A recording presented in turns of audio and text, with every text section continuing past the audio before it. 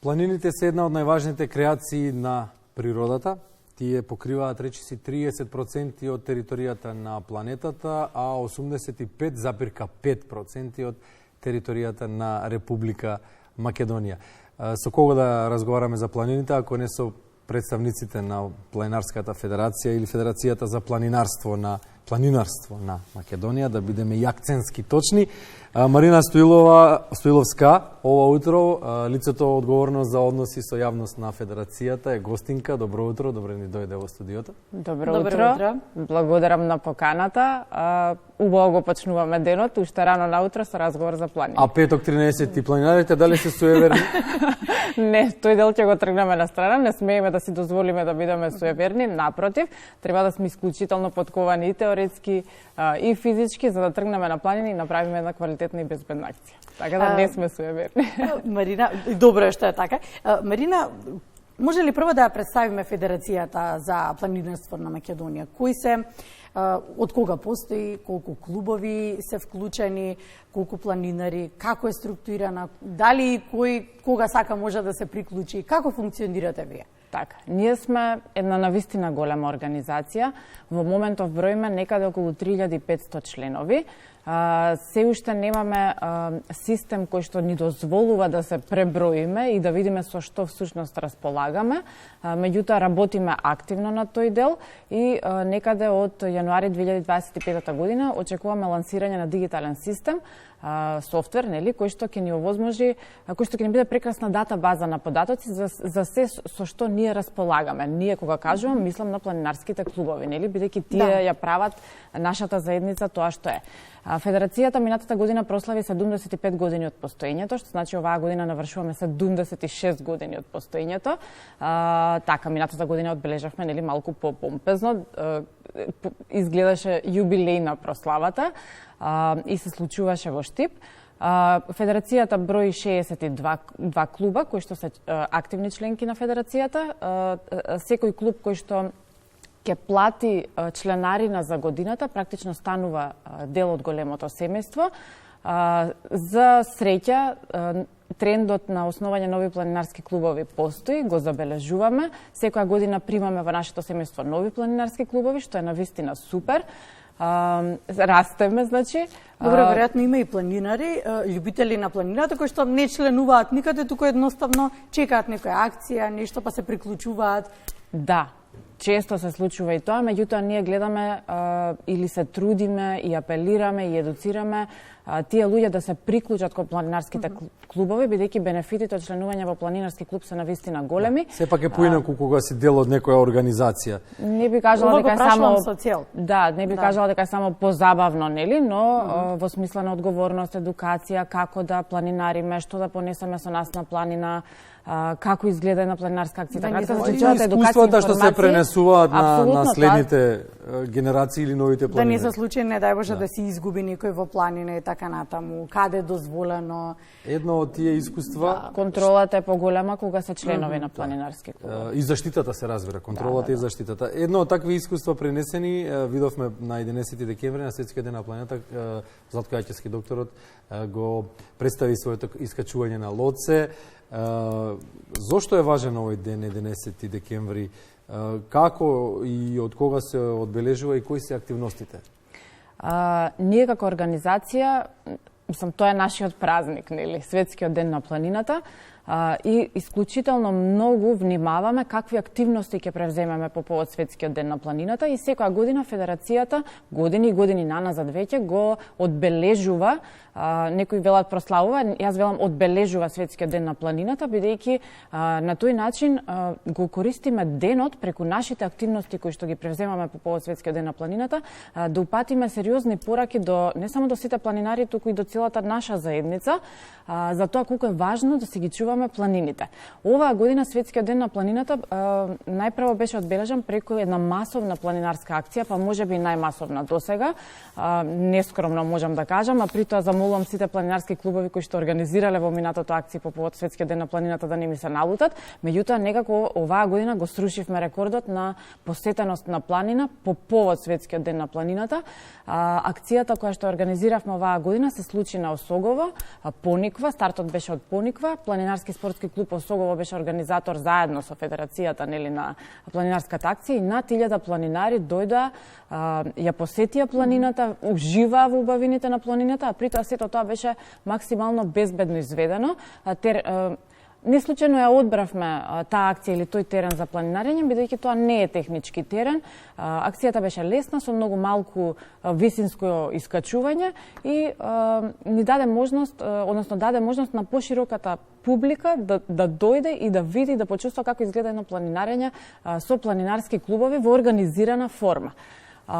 Денот беше прекрасен, мислам дека да порачавме таков ден немаше да имаме, сонце, газевме. Се одело под рака, добро. Газевме снегче, мислам навистина беше вистинско уживање и се надевам дека тоа е супер мотивација за луѓето да се зачленуваат во планинарски клубови. Само да објасниме дека Лоце е четвртиот највисок врв на светот по Монте Еверест 8848, К2 и Кангчеджунга. Да ја оправдаме најавата. Да оправдаме најавата од 8516 метри, па за една мала земја територијално како нашата имаме сериозно голем број на алпинисти, односно на планинари, да не се налутат планинарите, високогорци, хималаисти, високогорци кои што се искачени на врвовите над 8000. Добро, за оваа акција ја земавме како пример, ајде, добро и за ред други кои што ги организирате. Како може да се информираат планинарите, да знаат каде е акцијата, кога ќе се случува? Постои јавна информација, само доколку ми дозволите би се надоврзала на супер воведот за Лоце што го даде Бранко. Значи, освен организираната планинарска акција на Пониква, имавме и презентација од страна на професор доктор Златко Јаќовски во врска со неговото искачување, ги пренеса неговите искуства од искачувањето на Лоце, кој што е четврт највисок врв на светот. Златко полека сигурно гази, нели?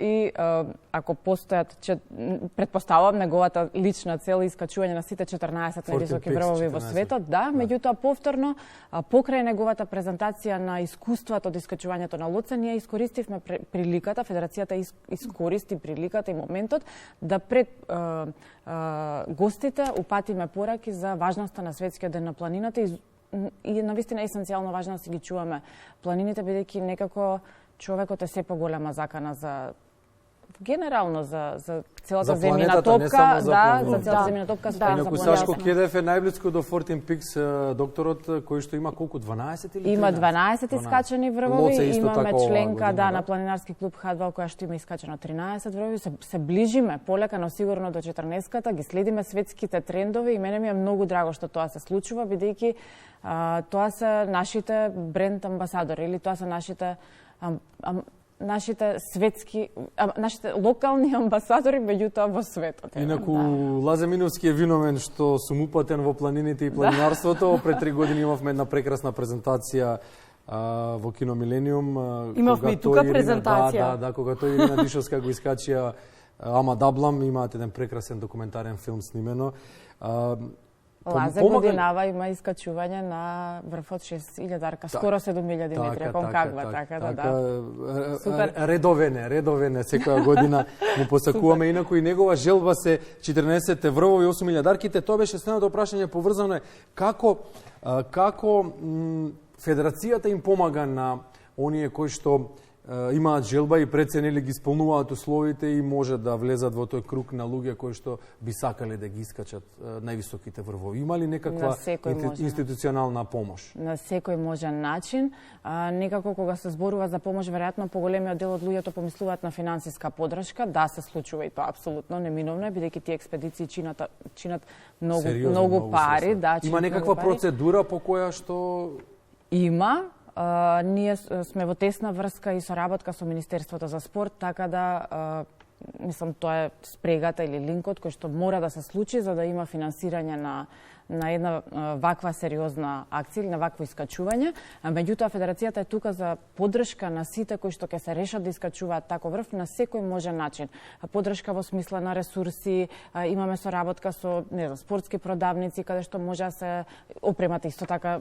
Тоа е специфична опрема која што е многу скапа, едукација, Значи на секој начин пренесување на искуства во рамки на федерацијата имаме комисија за високогорство и експедиции, која што нели ги сумира сите резултати од високогорските искачувања, така да датабазата на податоци е, да кажам, кај нас, искуствата се кај нас и апсолутно несебично помагаме на секој можен планинар кој што ќе се реши на посериозно искачување. Тука сме за луѓето да помогнеме на секој можен начин, не само финансиски. Сега многу важна алка си и планинарските водичи.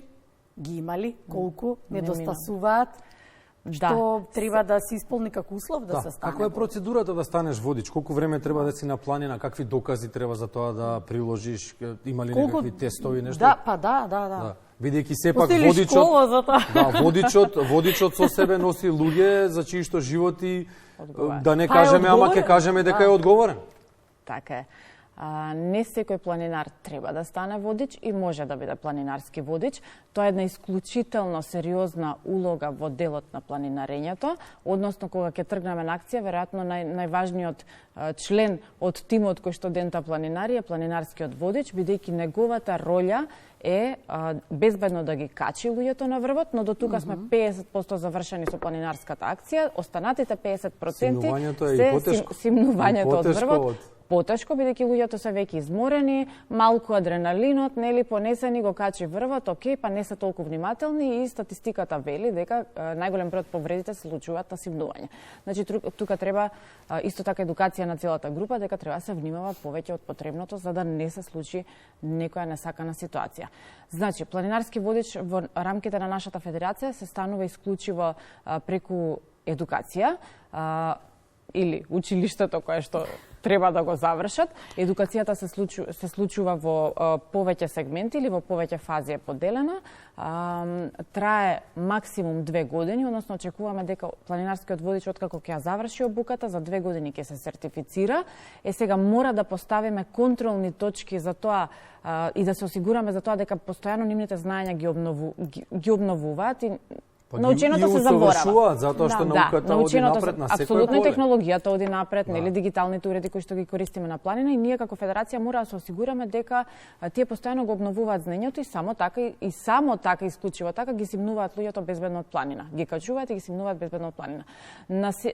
Имаме откако ќе се случи таа сертификација или лиценцирање за планинарски водич, потоа имаме обнова на лиценцата и за време на тоа се практично тестирање, нели? Каде што тие треба да покажат и докажат дека се уште си владеат материјата и умеат да ги качат и да ги симнат луѓето безбедно од планина. Куса ни е времето, но не можам да не прашам како е работата со деца, имате ли активности? Мислам дека на тоа поле треба да се подобриме. Посебна тема ќе направиме во студиото. Да, се согласувам и со задоволство ќе гостувам на темата.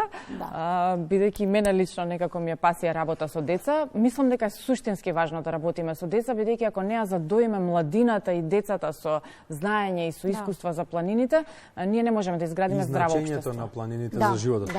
Случајно ги споменав алпинистите или не, сакаме ние некако така формално, неформално да ги мешаме алпинистите и високогорците на планинарите. Имате соработка со алпинистите? Тоа се сепак две сродни федерации. Сродни, но различни, би кажала. Експертизата е различна. Така да, соработуваме. Се испреплетуваат моменти и во планинарењето. Има врвови со карпи, сакам да кажам малце потехнички, така да на обуката за планинарски водичи ние практично ги едуцираме водичите да знаат да употребуваат и јажење и разноразни алатки за да ги обезбедат планинарите со цел да ги симнат безбедно и да ги качат безбедно на врв, но не секој смее да го прави тоа, иако се едуцирани, нели? Не секој смее да го прави тоа, бидејќи апсолутно претходно е потребна проверка и на опремата, дали постои, тоа се малку поспецифични акции кои што треба да се осигураме дека се е вред. Марина Стилковска беше тоа, представникот и лицето за односи со јавност на Федерацијата за планинарство на Македонија, координатор на планинарските клубови. Благодариме што од Скопскиот регион, благодариме што утро ни бевте гостинка и еве отвораме теми за понатаму. Дајте ни агендата, па редовно битните датуми да ги проследиме и ние на нашата програма. Благодарам и вам. Ми беше драго.